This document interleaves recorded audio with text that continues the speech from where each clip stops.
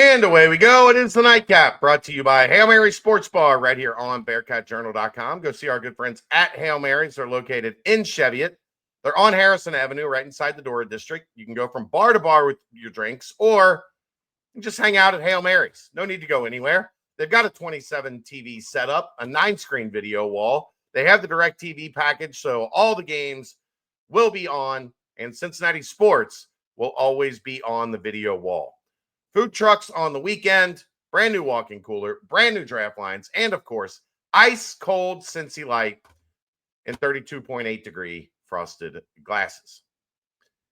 All right, let's get this show on the road. We missed this on Monday, so I figured it would be a good time today to take a look, Aaron, at the college football coaches poll, the first coaches poll of the season. Obviously, we're not going to see Cincinnati in there because they got to win more to earn that type of respect. But we do have, Aaron, 5 Big 12 teams in the top 25, although precarious positions for all of them outside of number 11, Arizona State, who starts just outside the top 10. Kansas State checks in at number 20, Iowa State 22, BYU 23, Texas Tech 24. Your thoughts? Yeah. Arizona State, they are at 806 points in this poll. Miami at number 10 had 823, so not far out at all. And also Arizona State at 806 is almost twice as much as Kansas State at 438, for whatever that's worth to you. Yeah. That all said, others receiving votes that I found interesting. You have Utah at 86, Baylor at 76, and they are 1, 2, 3, 4, 5, the 6th and 7th teams out on this. So 31 and 32. And then outside of that, TCU's mentioned much further down. So there are some teams. Colorado almost at the very bottom. Kansas actually got 6 points on this somehow. I guess we're just giving anybody points these days. But I don't know. I mean, I hate these polls, especially now during any polls that you're doing in preseason without having seen with the way that transfer portals are, without having seen any of these teams, without running any type of scrimmages or anything, and literally just basing it on camps and what you think these teams put together in the transfer portal, plus the guys that they're bringing up that we probably also haven't seen, underclassmen that are now, juniors. It's a crapshoot. I don't think this is anywhere close to what it's going to be at the end of the season. I don't know that it's really anywhere close to what it's going to be halfway through the season. But we do this so that ESPN has something to talk about for ratings in week 0, week 1, week 2. And so that there's a barometer for where we're at when they do announce the top 25 for the media, because God knows you got to have it. Here's the thing about the polls. They aren't ultimately of any importance, but they do shape the narrative early in the season until the college football polls are released. The CFP polls are released in, I think, November, late October, early November, whenever that is. So it's important for the Big 12, if you're going to build some momentum, these teams that are in this poll and the teams that are just outside of it need to have success. Like that, you can't have 1 or 2 of these teams that everybody sees as potentially good early go 1 and 2 in the non-conference, or go 2 and 1 with a bad loss in the non-conference, because then those teams are never to be seen again. They are eliminated from consideration, and essentially nobody will talk about them unless they go, 7 and 2 or 8 and 1 in the conference.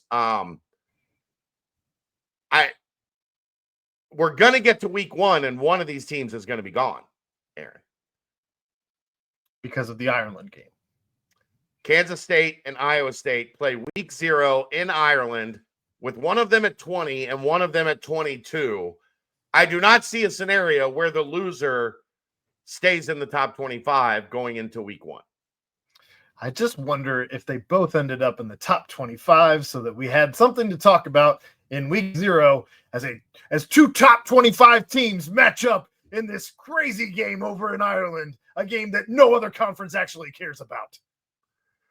It's also I also hate that they have taken my favorite rivalry in the Big 12 and moved it to Ireland. Farmageddon. I love Farmageddon. And I also think that game you shouldn't be able to play that game outside of November. And it should have to be at one of those two schools. I just don't understand. What's the draw for these two teams to be in Ireland? I don't understand.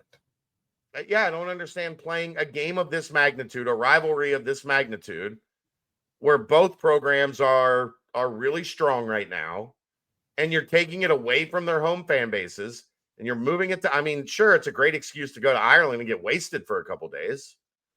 But outside of that, Notre Dame makes sense because they're an independent team who plays far more home games every single year than they do away games because independent. So you can do things like that. And they're the Fighting Irish. I wasn't going to state the obvious, obviously, but I don't know. This whole thing, I don't like it. Obviously you can tell that my response to you initially is dripping in cynicism. It's a racket. It's just all, I don't know. Well, it's not a racket, Aaron. It generates conversation. It generates clicks. It makes money. So they're going to do it. If it stopped making money, they would stop doing the polls. But it makes money, so they're going to do it. Pretty sure that's the definition of a racket. Sure. Well, then you can't say it's not a racket. It's literally a racket. It's capitalism. People are going to click on it. People want the content. They provide the content. There's going to be an AP poll that's released here in a week or whatever. And people are going to talk about that too. And if people didn't talk about it, they wouldn't release them. That's what content is all about. By the way, of note, Nebraska had 19 votes. So that's potentially something to keep an eye on. They're, again, a team that's way down there, but enough that they're mentioned in other teams receiving votes and not just like Buffalo with one. We'll get to Nebraska as we get closer to that game. But sure. A lot of that, Aaron, is Matt Rhule year 3. At Temple, he won double-digit games in year 3. At Baylor, he won double-digit games in year 3. So the anticipation is that Nebraska is going to be significantly better because it's year 3 with Matt Rhule as their head coach. Sure. Anything else stand out to you as we look at this poll? Arizona State at 11, I get it. They were good last year. They won the conference. They returned their quarterback. They do return a lot on both sides of the ball. I think not having Cam Scatterbu is a bigger deal than most, although they did go out and potentially get a good replacement in the transfer portal. I just wonder, man, they went on a little bit of a magical run, but there was some very narrow, bad losses that almost got them early in the year. They lost to Cincinnati, whether it was with or without Sam Leavitt, okay. I am concerned with putting the crown on them at this point as the standard bearer for this conference, because all it takes is 1 or 2 losses early.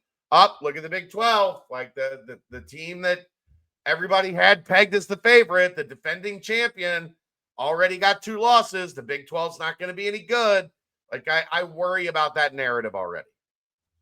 Well, and that's where I wonder if Texas Tech is feeling a little slighted right now after you spent $742 billion on this entire roster, or whatever the actual number is. It was 741 billion. It was only 741. But maybe that's a team that at 24 you've got to be a little concerned with. BYU, who's their quarterback? We don't know. We'll see. I again, that's another team. I get it. You play in a place that's hard to win. but that's only half your games. Yeah, still have that's the big thing with them. Can they win the road games? Still have to travel to other games. So I don't know. State lost 2 NFL receivers, like high-level NFL receivers. Was Rocco Beck good? Or did they have 2 elite wide receivers that carried their offense last year? Plenty of questions up and down these 5 teams that represent the Big 12 here in the top 25. And I imagine that you probably are going to have some answers pretty quick. So I don't know.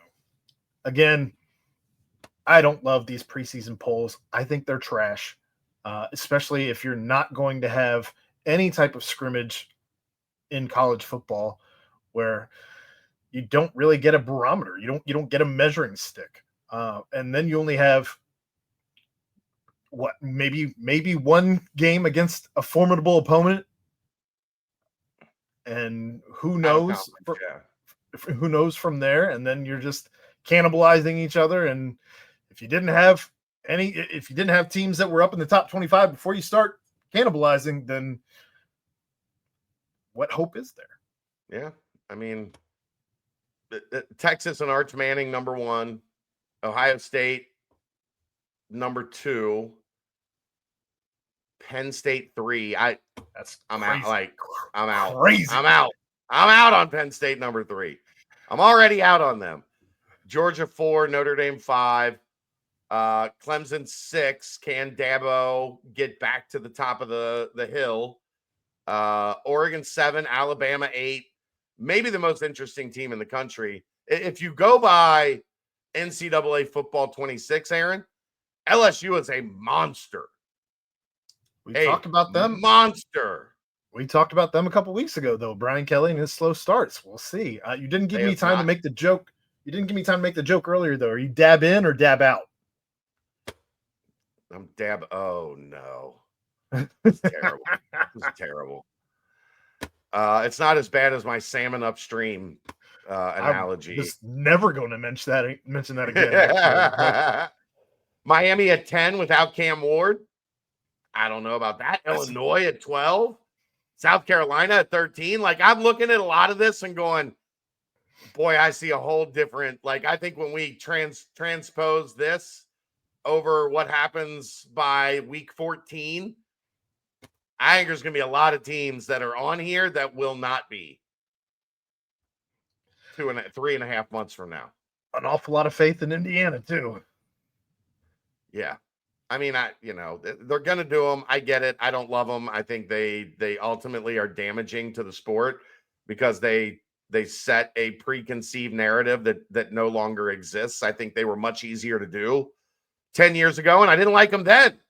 So why would I like them now when every roster is considerably different than it was a year ago? Not just via graduation in the NFL, but via the transfer portal. And truthfully, I don't know if Indiana is the bigger reach or Kansas. I don't know.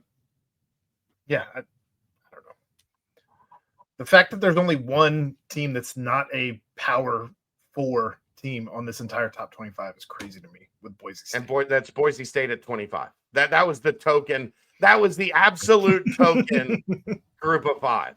We have to take one group of 5 school just to show that it's not rigged. The system's not rigged, Aaron. We're going to take Boise State and we're going to drop them in the last spot. Good boy. Good boy. Good Bronco. Good Blue Turf. We're almost there. Season's just a couple weeks away. That's the Nightcap, brought to you by Hail Mary Sports Bar, right here on BearcatJournal.com. See ya!